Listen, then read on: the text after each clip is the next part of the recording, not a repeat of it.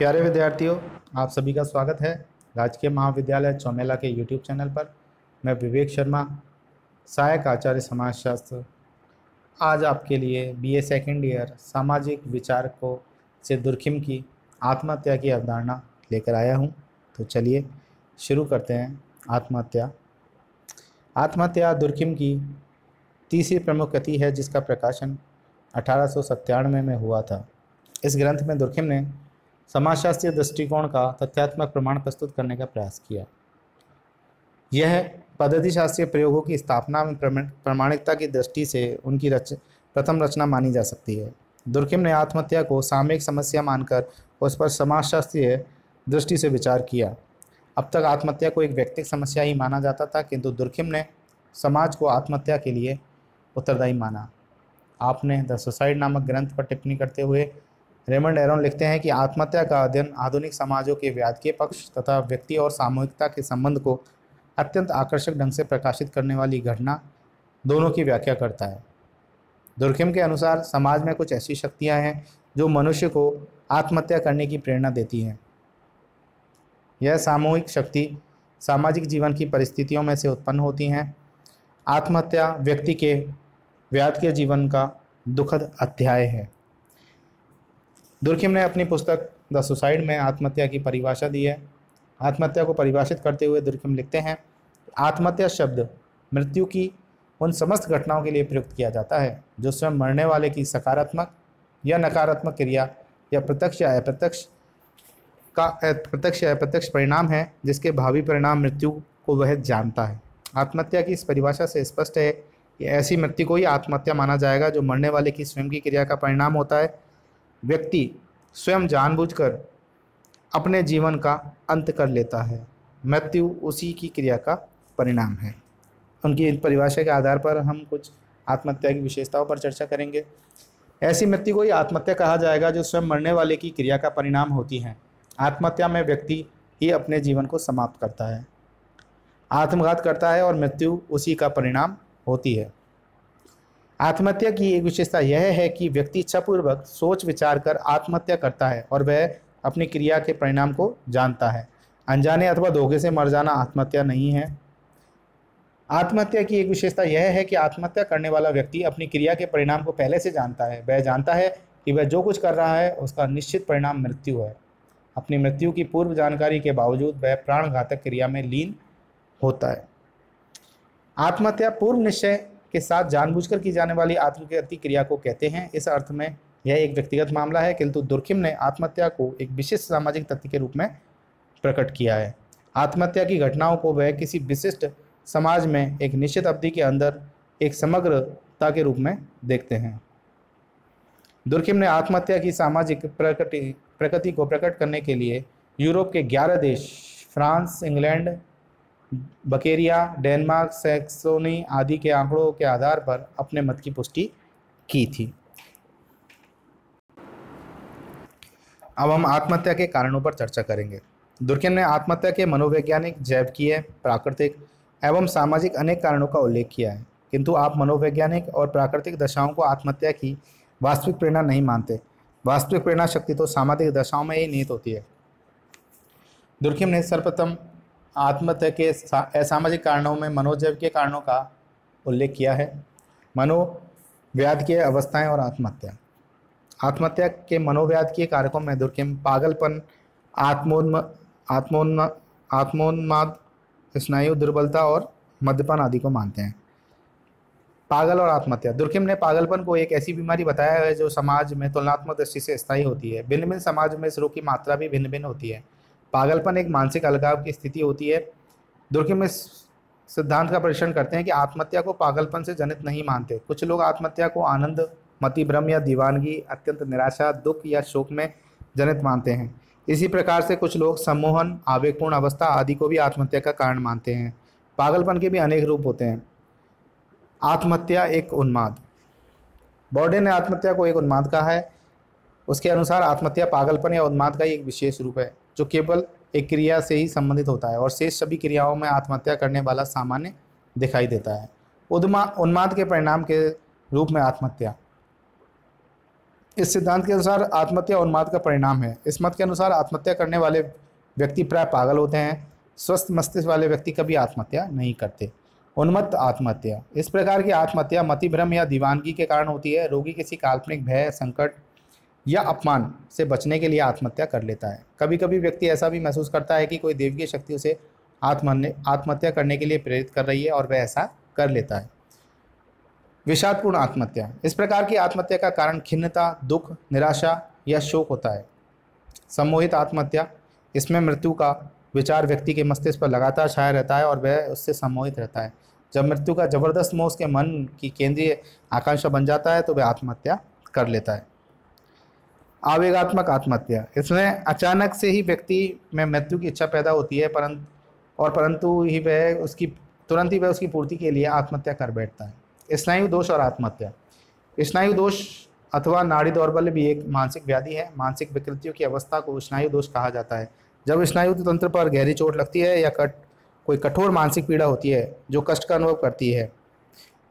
स्नायु दोष का रोगी छोटी सी घटनाओं से उत्तेजित हो जाता है और अत्यधिक कष्ट का अनुभव करता है। इसी प्रकार सामान्य घटना से भी वह अत्यधिक आनंदित हो जाता है। इस प्रकार स्नायु दोष का रोगी अन्य लोगों की अपेक्षा सुख और दुख की घटनाओं से तीव्र प्रभावित होता है। ऐसी अवस्था आत्महत्या में विशेष सहायक होती है। मद्यपान और आत्महत्या, कुछ लोग मद्यपान को ही आत्महत्या कारण मानते हैं। मद्यपान को पागलपन का ही एक रूप कहा जा सकता है। शराब पीने व्यक्ति का मस्तिष्क संतुलित नहीं रहता, अतः वह आत्महत्या कर बैठता है। अब हम मनोजैविकीय कारकों और आत्महत्या पर चर्चा करते हैं। आत्महत्या के असामयिक सामाजिक कारकों में मानसिक व्याधियों के अतिरिक्त कुछ सामान्य मानसिक अवस्थाएं भी महत्वपूर्ण हैं। मनुष्य की शारीरिक एवं मानसिक रचना ही ऐसी हो सकती है कि वह आत्महत्या को प्रोत्साहन दे। प्रजाति और आत्महत्या, प्रजाति एवं आत्महत्या में सहसंबंध बताने से पूर्व दुर्कहिम ने प्रजाति को परिभाषित किया। उनके अनुसार प्रजाति आधुनिक अर्थ में उन व्यक्तियों का समूह है जो सामान्य लक्षणों से युक्त होते हैं। ये सामान्य लक्षण यौन संबंधों के द्वारा पैतृकता से प्राप्त होते हैं। दुर्कहिम ने क्वार्टरफ्रेज, फ्रेचर्ड तथा ब्रोका आदि विद्वानों की परिभाषा को उल्लेख करते हुए उनके आधार पर प्रजाति की दो विशेषताएं बताई हैं। प्रजाति उन व्यक्तियों का समूह है जो एक दूसरे के समान है और प्रजाति से संबंधित ये समानताएं पैतृकता पर आधारित है। दुर्कहिम कहते हैं कि प्रजाति की ये विशेषताएं राष्ट्रीयता की समानार्थी हैं। वर्तमान में प्रजाति व राष्ट्रीयता समान है। कुछ विद्वान प्रजातीय लक्षणों के आत्महत्या के कारणात्मक संबंध स्थापित करते हैं, किंतु दुर्कहिम प्रजातीय और आत्महत्या के संबंध को अस्वीकार करते हैं। पैतृकता और आत्महत्या, पैतृकता आत्महत्या का अर्थ है कि आत्महत्या करने वाले के बच्चे भी इसलिए आत्महत्या करते हैं क्योंकि उनके माता पिता के आत्महत्या के लक्षण वंशानुगत होते हैं, अर्थात आत्महत्या की प्रवृत्ति के लक्षण माता पिता से प्रेरित होते हैं। भौगोलिक दशाएं, भौगोलिक मोरेस सेली और कुछ अन्य विद्वान भौगोलिक दशाओं को आत्महत्या के लिए उत्तरदायी मानते हैं। भौगोलिक कारकों में जलवायु तथा तापमान से आत्महत्या का संबंध जोड़ा जाता है। जलवायु और आत्महत्या,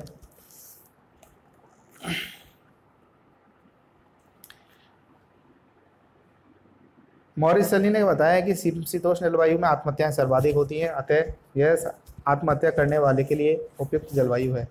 किंतु दुर्कहिम कहते हैं कि आत्महत्याएं तो सभी प्रकार की जलवायु में होती है। समशीतोष्ण जलवायु में अधिक आत्महत्या का कारण जलवायु नहीं बल्कि उनमें विकसित होने वाली विशिष्ट सभ्यता और उसका वितरण है। मौसमी तापमान और आत्महत्या, सामान्यतः ऐसा माना जाता है कि ऐसा मौसम आत्महत्या की प्रेरणा देता है जिसमें आकाश अंधकारपूर्ण हो, तापमान बहुत कम हो और नमी अधिक हो। ऐसी स्थिति में आत्महत्या करने वाले की प्रकृति स्वयं दुखी और निराश दिखाई देती है। निराशा से भरा वातावरण व्यक्ति के मन में विषाद उत्पन्न करता है और वह जीवन के प्रति उदासीन हो जाने पर आत्महत्या कर लेता है। अब हम सामाजिक क्रिया एक वास्तविक आधार, दुर्कहिम तापमान और मौसम को आत्महत्या के लिए प्रत्यक्ष रूप से उत्तरदायी नहीं मानते। आपकी मान्यता है कि सामाजिक क्रिया की मात्रा को प्रभावित करते हैं। सामाजिक क्रिया में होने वाला परिवर्तन वास्तव में आत्महत्या की दर में अंतर के लिए उत्तरदायी है। इस बात की पुष्टि करने के लिए दिन, सप्ताह और महीनों की अवधि की लंबाई का आत्महत्या के साथ संबंध दर्शाया गया है। दिन की लंबाई घटने के साथ साथ आत्महत्या की दर घटती बढ़ती है क्योंकि अधिकतर आत्महत्याएं दिन में होती हैं। दिन में सामाजिक क्रिया बढ़ जाती हैं, अतः आत्महत्याएं अधिक होती हैं। रात्रि में विश्राम का समय होता है और जीवन निष्क्रिय हो जाता है, अतः आत्महत्याएं कम होती हैं। इसी प्रकार से शुक्रवार, शनिवार और रविवार को भी अन्य दिनों की अपेक्षाएं आत्महत्या कम होती है क्योंकि इन दिनों सामाजिक क्रिया में शिथिलता आ जाती है। इसी प्रकार सर्दी में गांव में अंत्यक्रिया शिथिल हो जाती है और गर्मी में तीव्र इसलिए जून जुलाई में आत्महत्या की दर अगस्त की तुलना में अधिक होती है। नगरों में बसंत और ग्रीष्मकाल में आत्महत्याएं अधिक होती हैं। प्रकाश तथा अन्य प्रकार की सुविधाएं नगरों में सामाजिक क्रिया को बहुत अधिक शिथिल नहीं होने देती। उपयुक्त विवरण से स्पष्ट है कि आत्महत्या की दर एवं भौगोलिक कार्यों का सीधा संबंध नहीं है, वरन यह सामाजिक क्रिया की तीव्रता एवं शिथिलता पर निर्भर है, जिन पर भौगोलिक दशाओं का प्रभाव पड़ता है। इस प्रकार भौगोलिक कारक का आत्महत्या से अप्रत्यक्ष और सामाजिक क्रियाओं से प्रत्यक्ष संबंध है। अब हम आत्महत्या के प्रकारों पर चर्चा करेंगे। दुर्खिम कहते हैं कि आत्महत्या एक सामाजिक तथ्य है, अतः सामाजिक कारक ही इसके विभिन्न प्रकारों के लिए उत्तरदायी है। आत्महत्या की तरंगें उठती हैं। इन तरंगों का निर्माण विशिष्ट सामाजिक परिस्थितियों के द्वारा होता है। आत्महत्या की तरंगें की भिन्नता के आधार पर ही उसके प्रकार तय होते हैं। दुर्खिम आत्महत्या के प्रकारों के विश्लेषण में सामाजिक तत्व जैसे कि धर्म, परिवार, राजनीति, व्यवसाय आदि को महत्व देते हैं। आपने आत्महत्या के 4 प्रकारों का उल्लेख किया है: अहमवादी, परार्थवादी, आदर्शहीन और घातक आत्महत्या। सबसे पहले हम अहमवादी आत्महत्या पर चर्चा करेंगे। अहमवादी आत्महत्या में व्यक्ति अपने को समाज से पृथक और कटा हुआ महसूस करता है। वह सोचता है कि लोग उसकी उपेक्षा कर रहे हैं। एकांतवाद से उसका बोझिल मन आहत होता है और वह अपनी जीवन लीला समाप्त करने के लिए आत्महत्या कर बैठता है। व्यक्तिगत जीवन तभी संतुलित रहता है जब वह सामाजिक जीवन के साथ निरंतर संबद्ध रहे। जब व्यक्तिगत जीवन सामाजिक जीवन से पृथकता अनुभव करने लगता है अथवा समाज में संगठन एवं एकीकरण का अभाव होता है तो व्यक्ति अपने को समाज से मुक्त समझने लगता है। समाज का उस पर नियंत्रण शिथिल हो जाता है। इस स्थिति को अतिशय व्यक्तिकता कहते हैं। समाज की यह स्थिति आत्महत्या की दर में वृद्धि करती है। अहमवादी आत्महत्या वे लोग करते हैं जिनका अहम बहुत प्रबल होता है। वे अपने स्वयं को समाज से श्रेष्ठ मानते हैं। अहमवादी आत्महत्या किसी तरह स्वयं की स्वार्थ पूर्ति में लीन होती है तथा समाज के साथ कदम मिलाकर वह व्यक्ति नहीं चल पाता है। व्यक्तिगत चेतना एवं सामूहिक चेतना में कोई साम्य नहीं होता। इस अवस्था में व्यक्ति स्वयं में ही इतना लीन रहता है कि वह सामूहिक जीवन में भाग लेना ही बंद कर देता है। वह मात्र अपने स्वार्थों की पूर्ति एवं संतुष्टि में संलग्न रहता है। फलस्वरूप समूह के अन्य व्यक्ति उसे तिरस्कृत और नगण्य करने लगते हैं। सामूहिक जीवन से तिरस्कृत एवं उपेक्षित व्यक्ति अपने निरस और एकाकीपन से ऊब कर आत्महत्या की ओर उन्मुख होता है। अपने स्वार्थ में लीन होने एवं अपने अहम को सबसे ऊंचा मानने के कारण दुर्खिम इस प्रकार की आत्महत्या को स्वार्थपरक या अहमवादी आत्महत्या कहता है। दुर्खिम ने अहमवादी आत्महत्या के सामाजिक कारण बताए हैं। दुर्खिम कहते हैं कि समाज में जितना अधिक लगाव हमारे मन में होता है उतना ही अधिक हम सामाजिक क्रियाओं में भाग लेते हैं और जितना ही हम समाज से पृथकता का अनुभव करते हैं उतना ही जीवन के प्रति हमारा लगाव कम हो जाता है, क्योंकि जीवन का स्रोत और लक्ष्य समाज है। धर्म, परिवार और समुदाय से अलगाव बढ़ने पर व्यक्ति के मन में स्वयं के प्रति भी संदेह एवं अलगाव पैदा हो जाता है। वह अपने जीवन का उद्देश्य खोजने लगता है। वह अपने आप से पूछता है, आखिर मेरे जीवन का लक्ष्य क्या है। समाज से परे होने पर उसे जीवन खाली खाली, निरुद्देश्य, एकाकी, कष्टप्रद प्रतीत होने लगता है। वह जीवन के प्रति उदासीन हो जाता है। सामाजिक पृथकता से उत्पन्न उदासीनता व्यक्ति को निष्क्रिय बना देती है। वह जीवन को उद्देश्यहीन और निरर्थक मानकर आत्महत्या कर बैठता है। इस प्रकार दुर्खिम अहमवादी आत्महत्या के लिए सामाजिक संगठन के अभाव को मूल कारण मानते हैं। वैश्विकता, अहम और सामाजिक पृथकता इस प्रकार की आत्महत्या को जन्म देते हैं। दुर्खिम का मत है कि 3 प्रकार के समूह व्यक्ति के जीवन को प्रमुखतः प्रभावित करते हैं। वे हैं धर्म, परिवार और राजनीतिक समूह। आपने इन तीनों की संगठनात्मक अवस्था के आधार पर अहमवादी आत्महत्या के कारणत्व की व्याख्या की। धार्मिक जीवन से अलगाव, पारिवारिक जीवन से पृथकता और राजनीतिक एकीकरण अभाव होने पर आत्महत्या की दर में वृद्धि होती है। इस संदर्भ में आपने 3 निष्कर्ष निकाले हैं। आत्महत्या धार्मिक समाज के एकीकरण की मात्रा के साथ विपरीत दिशा में विचरण करती है। आत्महत्या पारिवारिक समाज के एकीकरण की मात्रा के साथ विपरीत दिशा में विचरण करती है और आत्महत्या राजनीतिक समाज के एकीकरण की मात्रा के साथ विपरीत दिशा में विचरण करती है। आपने इन तीनों समूहों की संगठनात्मक अवस्था के आधार पर अहमवादी आत्महत्या की व्याख्या की।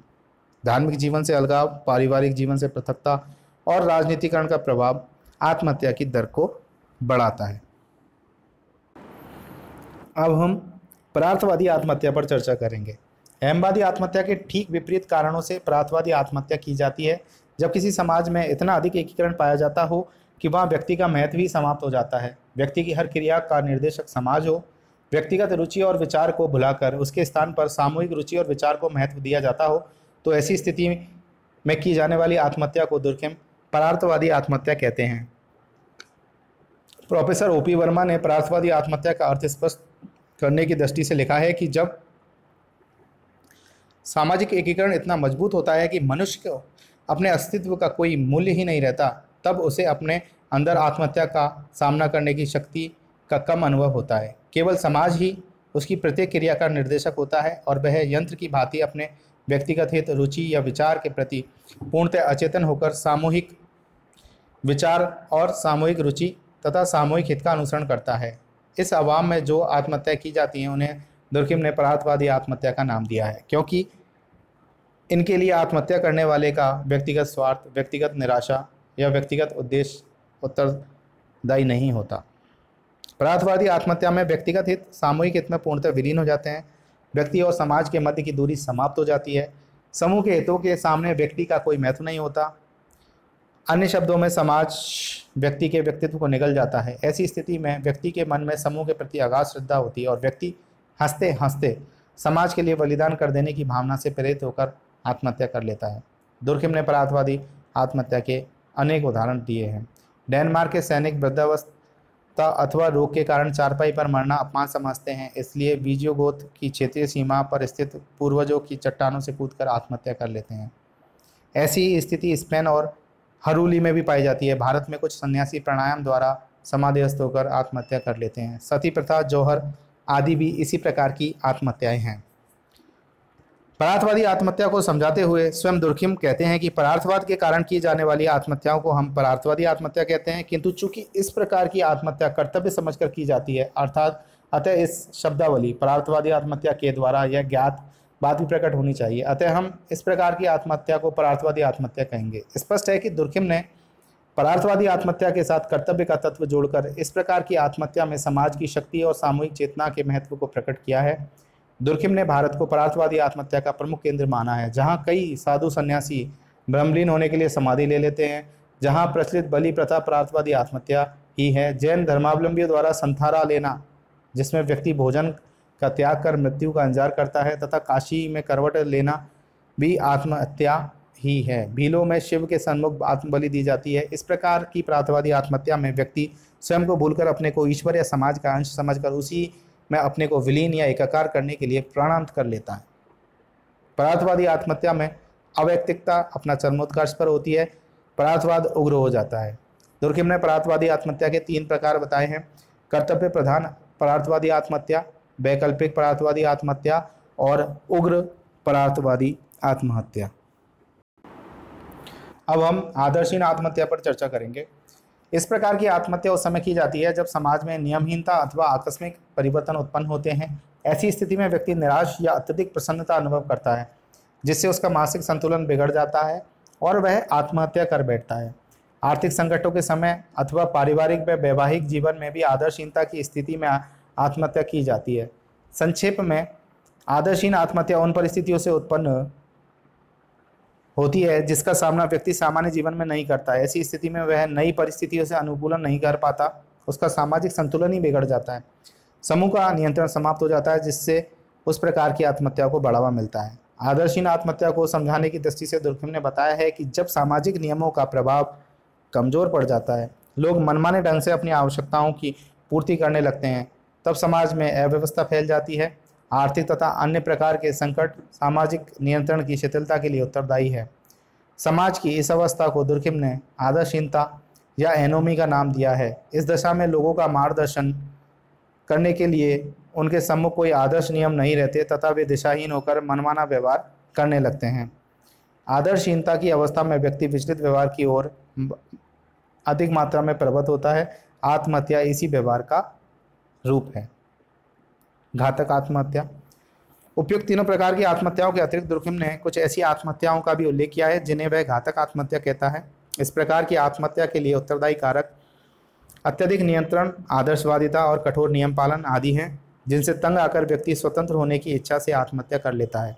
इस प्रकार की आत्महत्या के कुछ उदाहरण हैं: जब कोई युवक अपनी स्वतंत्र वासना पूर्ति की प्रवृत्ति को संतुष्ट करना चाहता है किंतु समाज के नियम उसे एक पत्नी तक ही सीमित रहने को बाध्य करते हैं, तो वह मजबूरी ही उसे आत्महत्या करने को प्रेरणा देती है। इसी प्रकार से संतानहीन विवाहित स्त्री माँ बनना चाहती है किंतु सामाजिक नियम उसे पर पुरुष से संसर्ग की अनुमति नहीं देते। ऐसी स्थिति में वह व्याकुल होकर आत्महत्या कर लेती है। इसी प्रकार से दास लोग भी अपने मालिक के अत्याचारों व शोषण से तंग आकर यदा कदा आत्महत्या कर लेते हैं। तो प्यारे विद्यार्थियों, आज हमने आत्महत्या का अर्थ और दुर्खिम ने जो आत्महत्या की प्रकार बताए उन पर हमने विस्तार से चर्चा की। मैं उम्मीद करता हूँ कि आपको आत्महत्या की अवधारणा बहुत अच्छे से समझ आई होगी। मेरा वीडियो अंत तक देखने के लिए आप सभी का धन्यवाद।